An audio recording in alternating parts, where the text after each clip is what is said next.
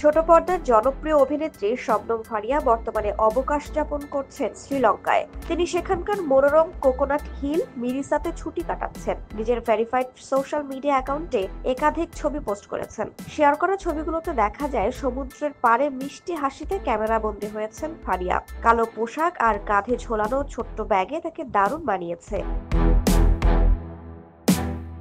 তার রূপের প্রশংসায় কমেন্ট বক্স ভরে উঠেছে। একজন অনুরাগী লিখেছেন, আমার পছন্দের অভিনেত্রী, আপনি এখন নাটক করেন না কেন? আরেকজন লিখেছেন, সুন্দর জায়গা, সুন্দর মেয়ে। কোকোনাট হিলের প্রাকৃতিক সৌন্দর্য ফারিয়াকে মুগ্ধ করেছে। ক্যাপশনে তিনি লিখেছেন, একটা স্বপ্নের জায়গা, কোকোনাট হিল মিরিসা, যেখানে আকাশ সোনালী আভায় জ্বলে ওঠে, নারকেল গাছেরা বাতাসে গোপন কথা বলে, আর সূর্য ধীরে ধীরে হারিয়ে যায় সেই অসীম নীলের মাঝে।